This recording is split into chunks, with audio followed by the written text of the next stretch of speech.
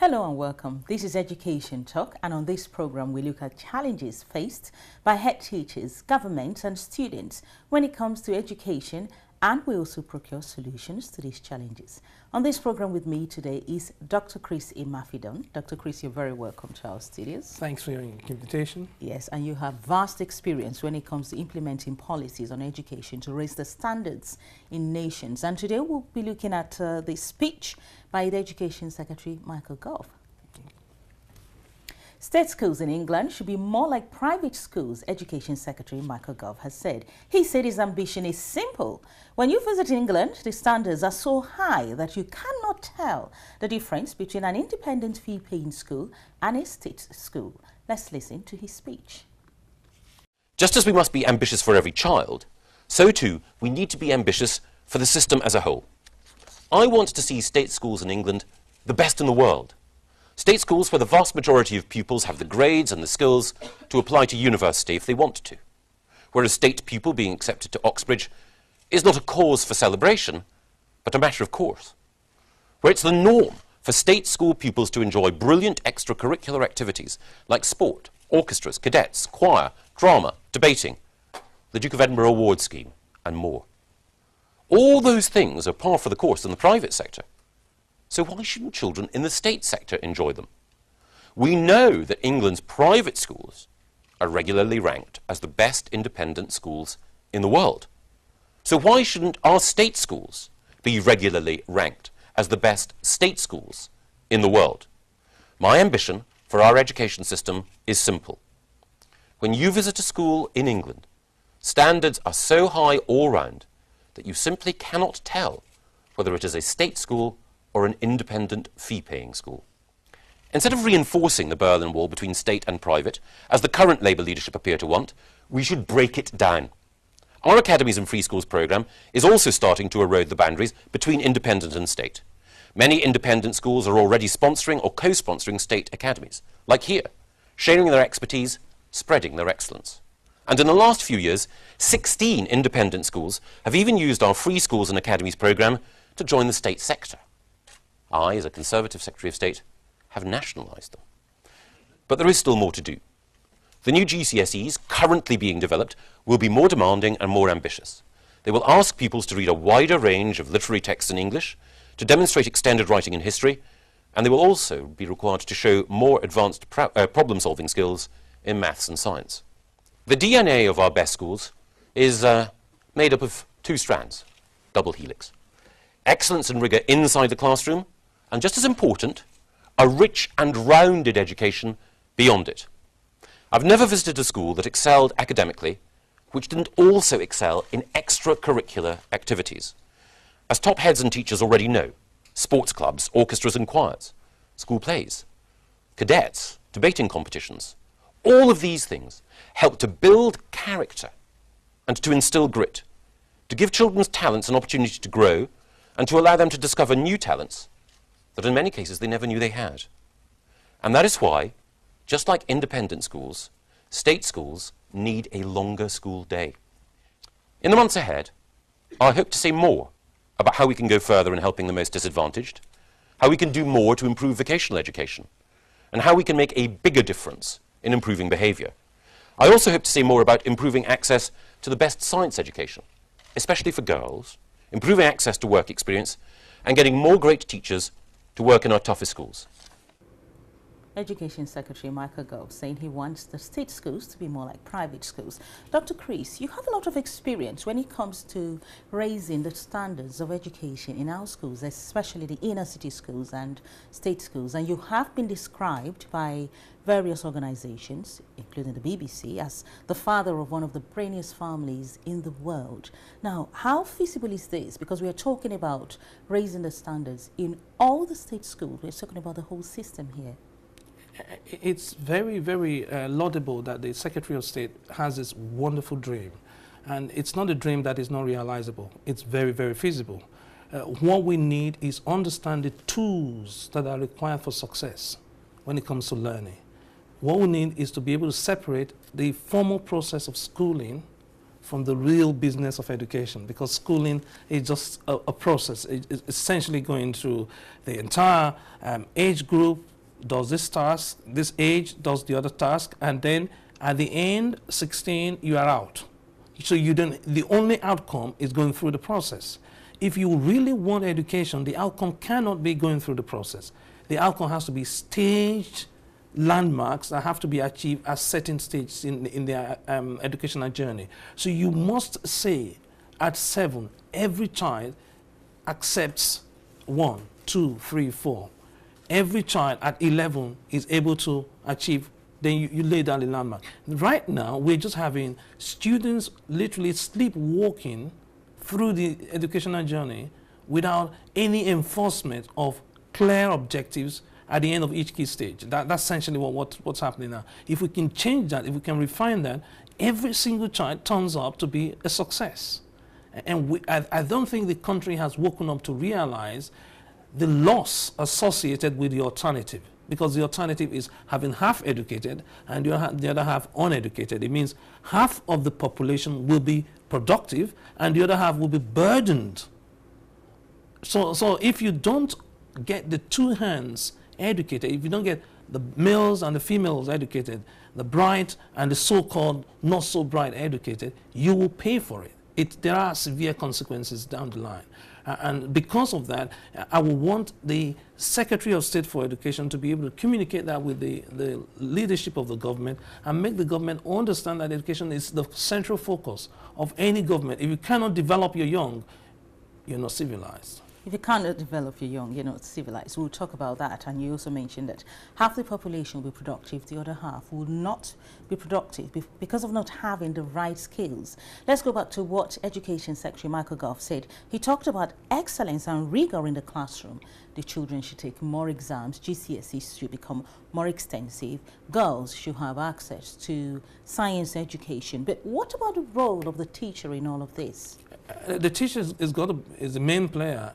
The student is the biggest benefactor, but the teacher has to be main player. If you don't carry the teachers along, you're not going to have any results. Look at the independent schools that we are trying to copy.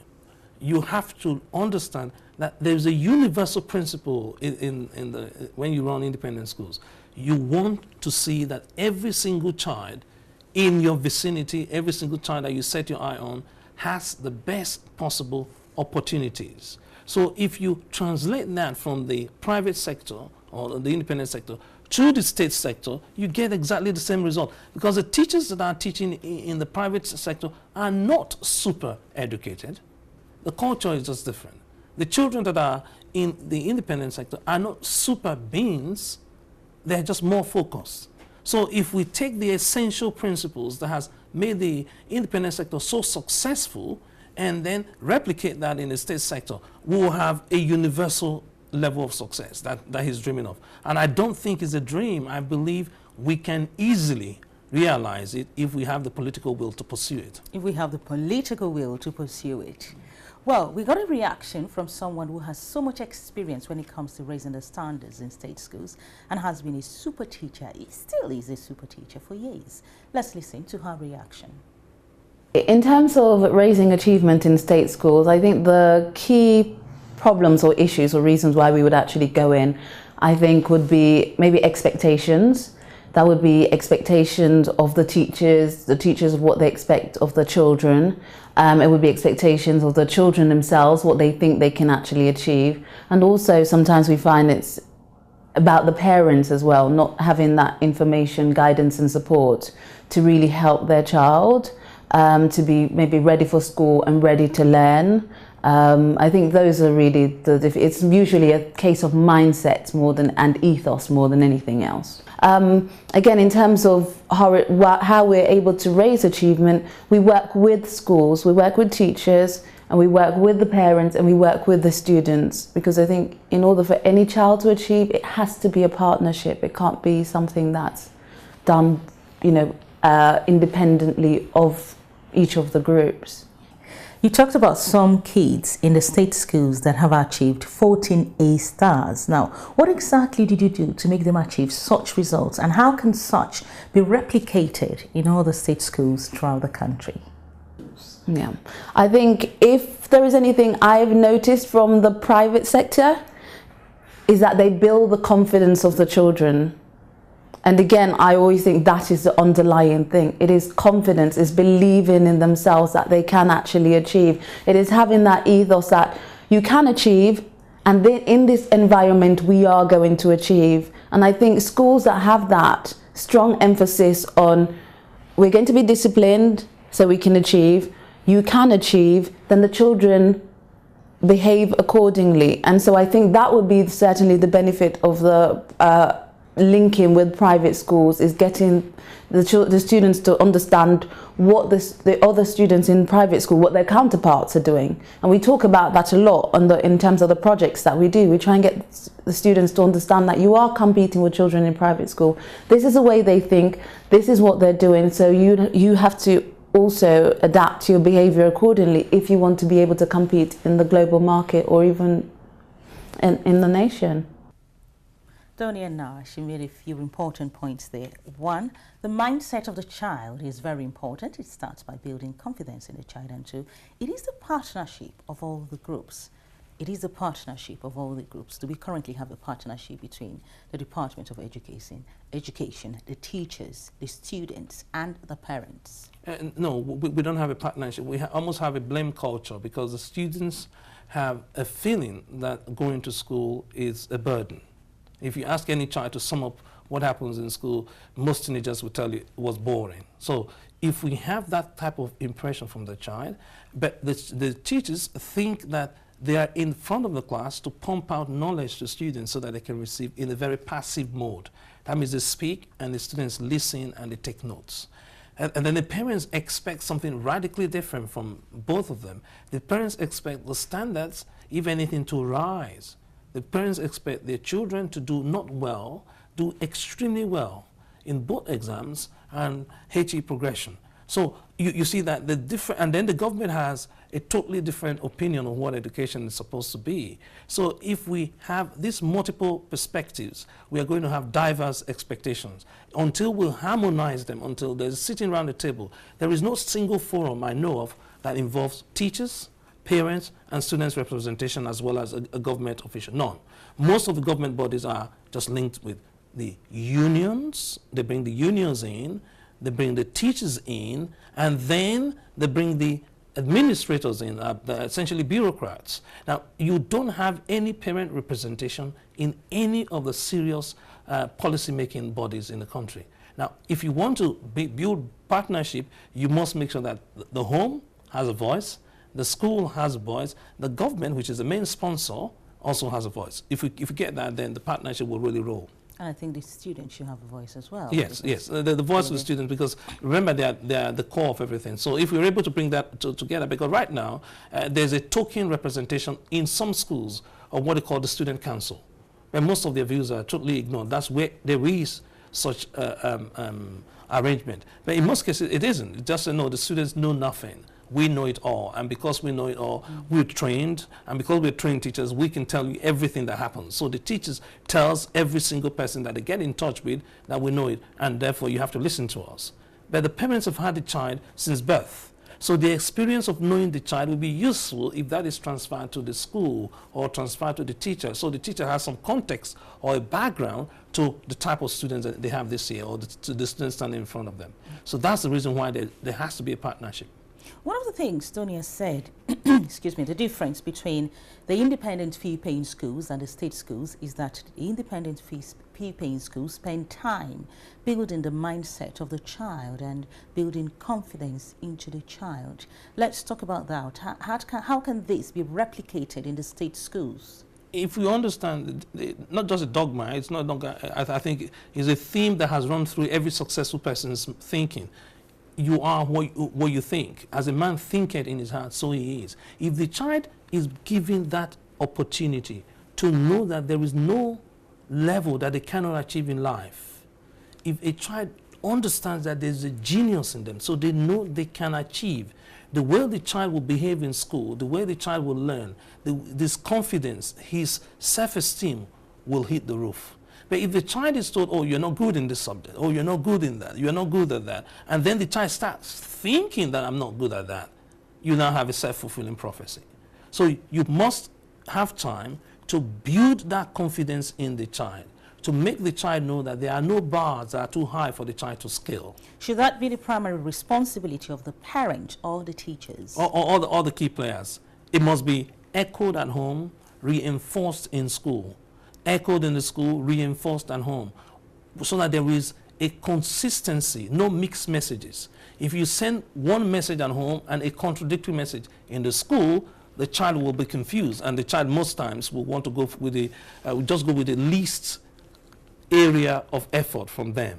But if you know that I'm a champion, then I've got to work hard as a champion so that I can win the race as a champion. But if I say, oh, maybe I'm not a champion, or maybe I'm a champion, then with that there, a double-minded person never gets anything done.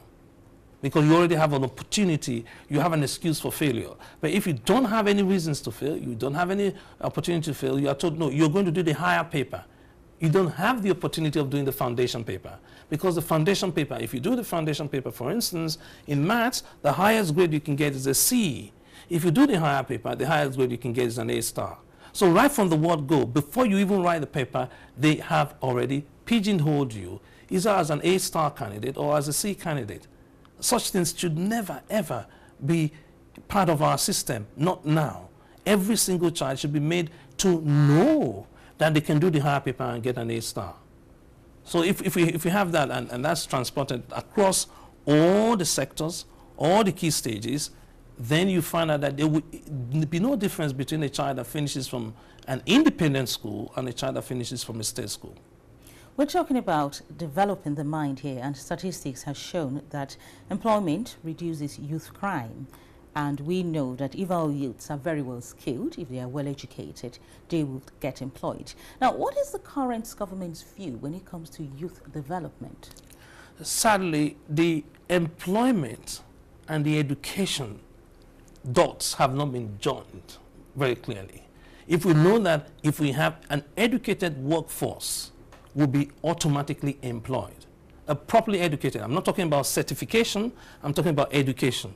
Anyone that's got a skill, got ability, and got knowledge is of great asset to any enterprise. So they'll hire you almost immediately because they know they need your skills. That's what they need to be able to exist. That's what they need to produce or to deliver services.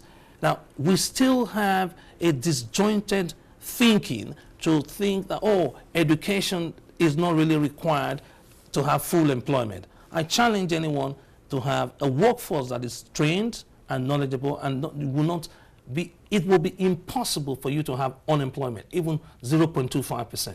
So if the government is able to wake up to the fact that the root for unemployment, the root for crime is either lack of education or miseducation, then you find out that we join the job and we aggressively pursue education as a crime prevention enterprise. Because if you are employed, you will not have criminality in your mind. You're too busy trying to make your productive contribution to the society.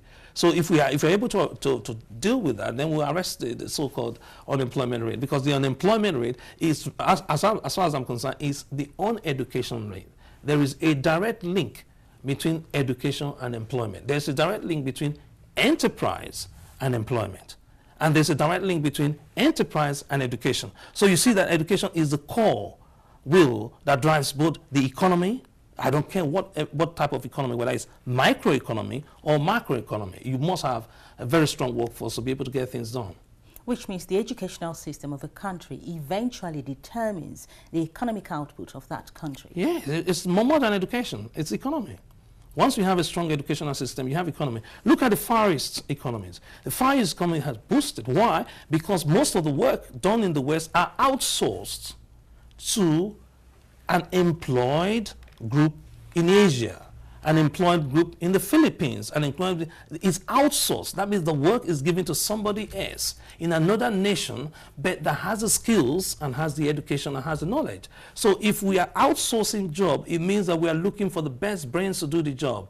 We can as well develop our local brains to be as good as the best brains from any part of the world. And the so-called outsourcing business will collapse because we don't need to outsource if we have local brains. and talent. Now, you were invited to Parliament by Baroness Varma, and she wanted you to speak because she went to an inner city school, and through going to an inner city school, she's now a member of Parliament. What were your contributions? I really said, what I wanted the audience to understand is that education is the magic bullet. Now, the Baroness came from a background that will not be classified as middle class. It will not be classified as a traditional route of shopping ground where you pull out leaders. But in spite of her background, in spite of her gender, in spite of what people thought of her school, she was able to pull through. So you cannot say that your school determines what you eventually become, because her school is not a school that is classified as one of the top performing in the country, not by any stretch of imagination. And that is one myth that we're debunking here, that your school doesn't determine what you eventually become. You determine what you become. If you think of yourself as a giant, you will grow up to be a giant. If you think of yourself as a champion, you will champion the universe. But if you think that your average student in your class is a mediocre, so you think mediocre and then work like a mediocre, because her background in no way predicted her current status of being a member of the Privy Council and a cabinet member. I mean, you cannot tie the two of them together. But the fact that you were raised in an inner city school, if you have focus, if you have determination, and you're very clear in your mind who you are and what your mission is, you will go to the highest ranks and you move to the highest echelon. I don't care whether it's going to be in politics, I don't care whether it's in a particular professional career you've chosen, in sports, in whatever field of endeavor you have shown interest in, you will top it. You just need to know that self-confidence and self-esteem that is born out of education will lead you to heights you never dreamt of. And that brings us back to what Donia said in her reaction to the speech made by the Education Secretary, that is all about the confidence of the student. Once you have the confidence, because most people think that they are what they are, I believe you are what you think. Because people say, because I think like a champion, I'm a champion. Others say, no, because I'm a champion, I think like a champion. No, it's a chicken and egg situation. You must know that there is a talent in you. You must know that there is a genius in you. You must have a clear understanding, without any contradiction, without any shadow of doubt, that if you fail now at a task, it means that you're going to come back and redo it with more conviction and a reflection of finding out why is it that you were not successful the first time. Most people give up before they even try and say, oh, that's not my area. How would you know it's not your area if you have not tried? And even if you've tried the first time, what guarantee have you got that with your experience, you will not be successful the next time? So that's where self-confidence and self-belief comes in. It doesn't mean that it's not going to be tough at some time. It doesn't mean that it's not going to be hard. It just means that in spite of it being hard, you're going to prevail. Now, if the teacher, who is also part of the team, who is meant to instill confidence and discipline into the students, is not motivated himself, now, how can that be instilled into the student? What does the government need to do to address that situation? I'm very pleased that the minister brought out the issue of a head teacher being able to recruit and being able to hire and fire, giving more powers and autonomy to the head teacher, because the head teacher sees the teacher at very close range, literally on a daily basis. So if you see a member of your team that is not pulling their weight, what do? You give them training opportunities to change. So if you're not doing your work very well, go for retraining. If you're still not doing it very well, the life and the productivity of the nation is at stake. You cannot afford to get a mediocre teaching taking place now, because the competitiveness of the nation is at stake.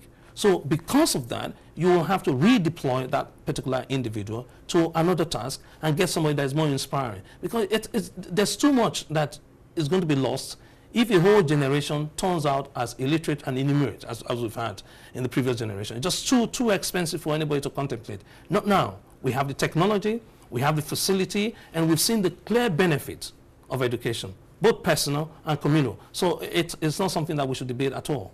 Let's come to our educational system now and raising the standards, which we have been talking about, the role of technology in our classrooms. What needs to be done? Because the current system of education that we have is almost 300 years old. We need to redefine, we need to come up with a blank piece of paper and say, if we're going to start education today, will we have textbooks? Will we have CDs? Will we have DVDs? What type of teaching will we have? Will it be just passive or will it be interactive? If we restate that and zero in and say, look, this is how we're going to start a new school. We're building a new school. How will we arrange the classroom? Will the teacher be at the center, or will we have all the students standing behind the teacher and then going ahead, being led? If we have that, like we have in sports, we've done that in sports, each generation has always redefined the parameters of sports. That's the reason why we break world record every single Olympics. Yeah. So if we think of that, if we think education in that same regard and say, look, what is this generation going to do a lot better than the previous generation? You find out that textbooks will occupy a very, very low priority in today's world. We'll be looking at interactivity. We'll be seeing how do we provoke the interest of the learner in the subject matter, not how do we regurgitate what we were taught to the current level of student. It's not about regurgitation, it's about stimulating interest, stimulating the desire of the student to go and read more, to go and research more, to go and explore more, and then come back with new body of knowledge. If we have that, then that's fairly straightforward. Interactivity, that's what we're talking about, which is very important. Now let's look at one of the statements the Leave Them Minister David Laws made this week. He said Ofsted should be given new powers to inspect groups of academy schools run by the same organization. Do you think so? I think that's a distraction. I really don't see, because Ofsted never tells us which school is performing well. It's not Ofsted's role to tell me what grades a group of students gets this year or how they're progressing. Ofsted is just around the process of education, not the outcome. Until we have a group of people that are focused on the outcome. Because if you are involved in any business, you look at the profit, you look at the loss, you look at the turnover. The key factors, the key indicators for educational success has been distorted for a very long time by Ofsted. And so if we reform Ofsted, then we should give them more power. The way things are going now, if anything, if you ask me, we'll take more powers away from Ofsted and give them to the head teachers so that they can deliver tangible results for the students, for the parents, and for the community. So if we are able to look at this, what was the outcome of the last set of examination in a school? How can we boost that? If Ofsted asks that question of every single teacher in the school they go to, I'll be happy. Sitting at the back of the class and making critical remarks about a teacher that's been working their guts out does not inspire the teacher, demotivates the teacher. That's why we have 50% of teachers leaving the job after 5 years. This is a government statistics. Why should we be losing teachers that way when we don't lose nurses? We don't lose doctors. There's no other profession that has such a degree of atrophy as we have in teaching. So something is wrong. And if Ofsted is responsible for that, we should be honest enough to have an honest debate and a mature debate about Ofsted. Thank you so much, Dr. Chris. We are running out of time here. We've been told to round up. And I look forward to having you next week again. Thank you. Well, viewers, this is Education Talk. Here we review issues on education and challenges faced by head teachers, governments and policymakers, and also students as well. If you've got any questions, you can send emails to educationtalk@loveworldtv.co.uk. In the meantime, enjoy the rest of our programs.